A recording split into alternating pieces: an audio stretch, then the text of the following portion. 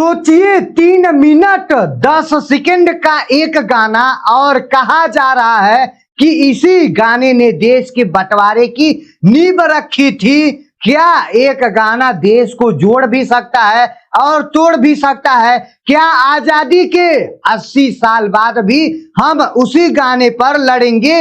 ये सवाल इसलिए है क्योंकि देश के गृह मंत्री ने खुलेआम कहा है कि कांग्रेस ने वंदे मातरम के 2 टुकड़े करके देश को बांटा था। और ये बयान अकेले नहीं है, इस बयान पर 2 लोगों की बयानबाजी बहुत तीखे शब्दों में आया है।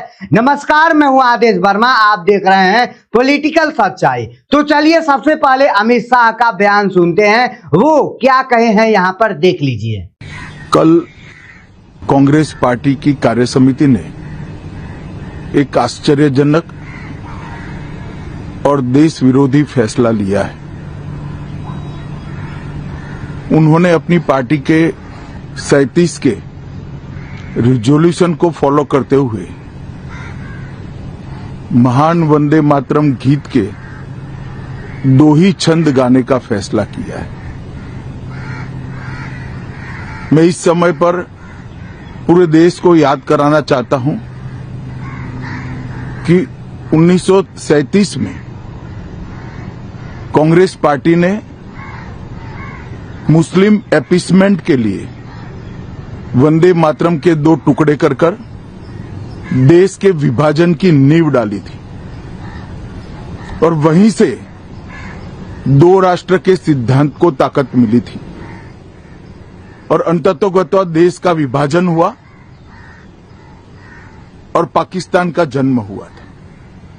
चित्तौड़गढ़ की सभा में उन्होंने कहा है, कल कांग्रेस की कार्य समिति ने एक हैरान करने वाला और देश के खिलाफ फैसला लिया है। कांग्रेस ने मुस्लिम संतुष्टिकरण के लिए वंदे मातरम के 2 टुकड़े कर दिए थे और देश के विभाजन की नींव डाल दी थी। वंदे मातरम गीत के प्रकट होने के 150 साल बाद वो नरेंद्र मोदी सरकार ने सुधार किया। बंकिम बाबू की इस अमर रचना को पूरा गाकर राष्ट्रीय एकता को फिर से मजबूत करने की कोशिश की है और सभी सरकारी कार्यक्रमों में इनको पूरे रूप में गाने का जो निर्णय किया है उस निर्णय को कानूनी रूप भी दिया है। इसका पालन न करने का फैसला कांग्रेस ने कल लिया है। कांग्रेस का ये निर्णय सिर्फ और सिर्फ उसकी घोर संतुष्टिकरण की नीति है, जो साबित करता है वोट बैंक के संतुष्टिकरण के लिए उन्होंने स्वर्गीय बंकिम बाबू की इस अमर कृति का न केवल अपमान किया है बल्कि उन लाखों शहीदों का भी अपमान किया है जो वंदे मातरम का नारा लगाते लगाते देश की आजादी के लिए फांसी पर चढ़ गए। उन्होंने कई साल जेल में काटे हैं। आज कांग्रेस पार्टी 1937 का अपना प्रस्ताव मान रही है और संसद के कानून को नकार रही है। मैं देश का जनता से अपील करना चाहता हूं कि एक बार फिर इस देश को गलत नजरिए से ना देखे, वंदे मातरम को टुकड़े में ना होने दे और एक गलती के गंभीर परिणाम हमने भुगते हैं। अब देश की जनता एकजुट हो जाए और कांग्रेस के इस फैसले के खिलाफ आवाज बुलंद करे कि अब इस देश में तुष्टीकरण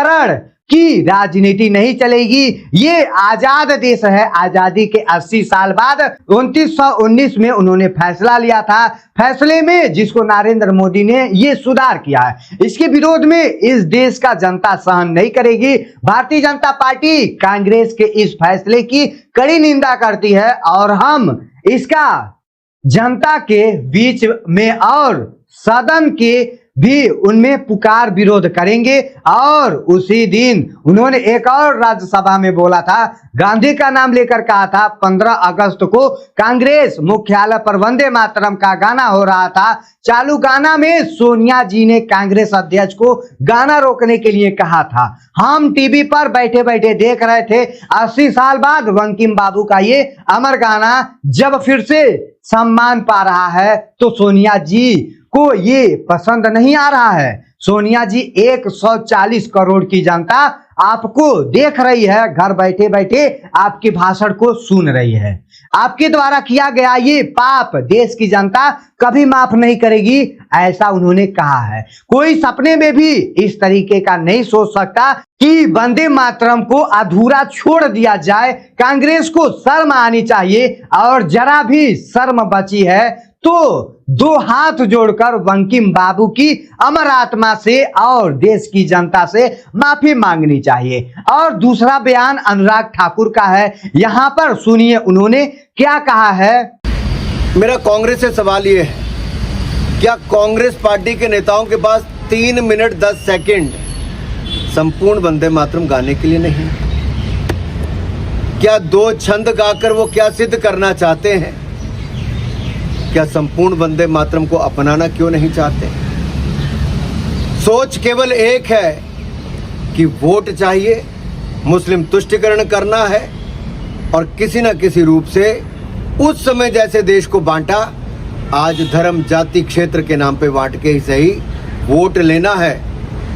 उन्होंने कहा है, मेरा कांग्रेस से सवाल है, क्या कांग्रेस पार्टी के नेताओं के पास 3 मिनट 10 सेकेंड संपूर्ण वंदे मातरम गाने के लिए नहीं है?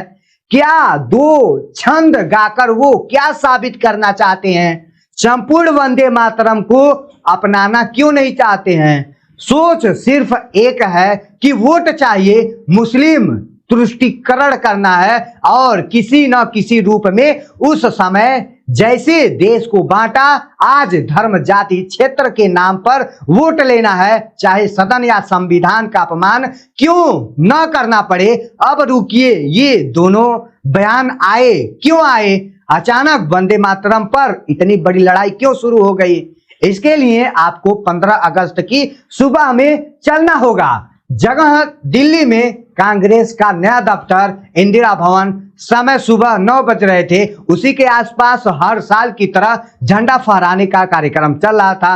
मंच पर मल्लिकार्जुन खड़गे भी वहां पर थे, सोनिया गांधी थी और राहुल गांधी थे, और कई नेता भी वहां पर खड़े थे। कांग्रेस पार्टी के झंडा फहराया गया, फिर वंदे मातरम शुरू हुआ। कांग्रेस ने खुद इस कार्यक्रम का वीडियो अपने YouTube चैनल पर डाला है।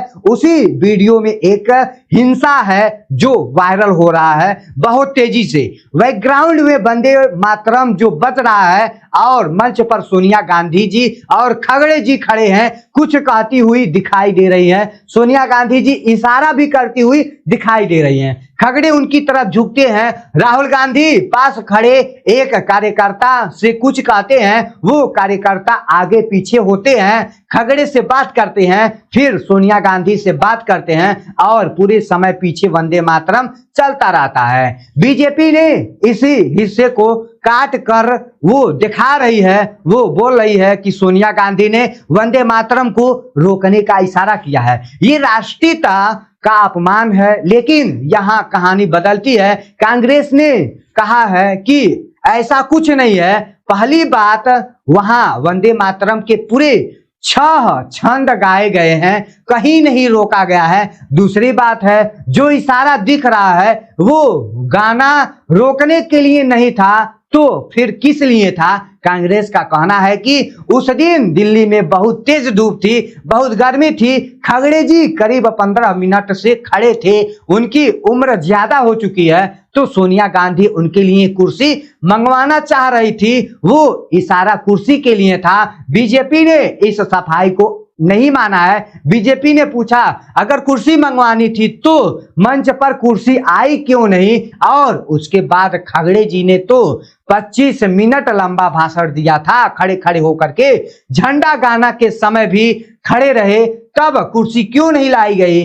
अब सबसे बड़ा सवाल यह है, कंफ्यूजन हुआ है, क्योंकि इसकी अंदर की कहानी बहुत साफ दिखाई दे रही है, और ये राजनीतिक से ज्यादा मैनेजमेंट की गलती की कहानी है। कुछ दिन पहले ही कांग्रेस के नेता जयराम रमेश और अध्यक्ष के दफ्तर में बातचीत हुई थी कि इस बार वंदे मातरम पूरा गाना चाहिए, क्योंकि सरकार ने नया नियम बना दिया है। लेकिन ये जरूरी बात पार्टी के 3 सबसे बड़े नेताओं तक पहुंचनी चाहिए, और ये पहुंचती ही नहीं है। मतलब खड़गे जी, सोनिया जी, राहुल गांधी जी को पहले से बताया ही नहीं गया था कि इस बार गाना लंबा होगा, 6 छंद वाला होगा।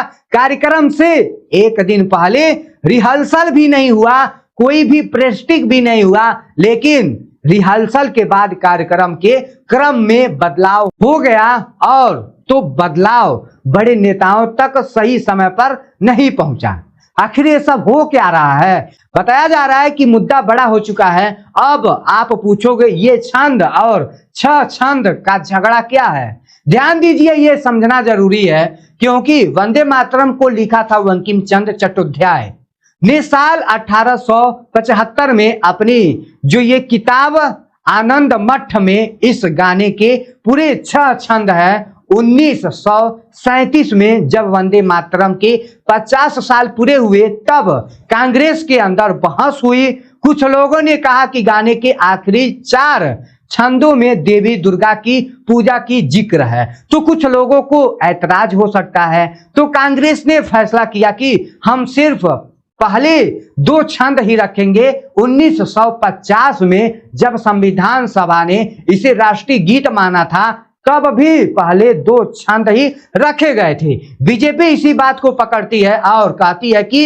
यही संतुष्टिकरण था जो और इसी ने आगे चलकर बंटवारे की सोच को ताकत दी। अब यहाँ कहानी में नया कानून बनता है। इस साल फरवरी में गृह मंत्रालय ने नया आदेश निकाला है। उसने लिखा है कि अब से वंदे मातरम का आधिकारिक रूप 6 छंद वाली ही होगी। इसकी लंबाई तय की गई है 3 मिनट 10 सेकेंड और लिखा है कि अब से किसी भी सरकारी कार्यक्रम में, स्कूल में राष्ट्रीय गान के आने पर, राज्यपाल के भाषण पर, झंडा फहराने पर, जब भी वंदे मातरम और जनगण मन एक साथ होगा तो पहले वंदे मातरम पूरा बजेगा, उसके बाद राष्ट्रीय गान बजेगा। संसद ने एक कानून भी पास किया है जिसमें वंदे मातरम को राष्ट्रीय गान जैसे ही सुरक्षा दी गई है। मतलब अगर कोई जानबूझकर इसके बयान में रुकावट डालता है तो ये राष्ट्रीय सम्मान के अपमान वाले कानून के तहत अपराध होगा। पहले ये साफ नहीं था कि वंदे मातरम पर ये कानून लगता है या नहीं, अब साफ कर दिया गया है। तो अब नियम बदल गया है। पहले नियम था 2 छंद, अब नियम है 6 छंद। अंत में मैं आपसे कुछ सवाल पूछना चाहता हूं। पहला सवाल सरकार से है, अगर नया नियम आ गया है तो क्या सभी स्कूलों, दफ्तरों, थानों तक इसकी सही जानकारी पहुंची है? क्या इसको पता है कि अब 6 छंद गाना है? दूसरा सवाल कांग्रेस से, अगर आप कह रहे हैं कि पूरा गाना गाया गया है तो आपके मंच पर इतना कंफ्यूजन क्यों था? और अगर कुर्सी की बात थी तो क्या वंदे मातरम के दौरान ही ये बात कहनी इतना जरूरी थी? क्या 2 मिनट रुक नहीं सकते थे क्या आप लोग? तीसरा सवाल उन अधिकारियों से है जो ऐसे बड़े कार्यक्रम संभालने लगते हैं, क्या रिहर्सल के बाद बदलाव की जानकारी सबसे बड़े नेताओं तक पहुंचना चाहिए जबकि उनकी जिम्मेदारी नहीं थी? चौथा सवाल आम आदमी और आम छात्र से, जब उस जवान से, किसान से जो वंदे मातरम का दिल से गाता है, क्या उसे इस लड़ाई में घसीटना सही है? और आखिरी सवाल आपसे, जो ये वीडियो देख रहे हैं आप लोग, आपके लिए वंदे मातरम क्या है? सिर्फ एक गाना है जो 3 मिनट 10 सेकेंड का है, या वो एहसास है जो आपको अपने देश से जोड़ता है, भारत देश से जोड़ता है? क्योंकि शब्द पूरे हो या आधे हो, अगर दिल से सम्मान नहीं होगा तो पूरा गाना भी अधूरा लगेगा, और अगर दिल से सम्मान होगा तो 2 छंद भी पूरे देश को जोड़ सकेगा। तो इसी के साथ वीडियो को समाप्त करते हैं।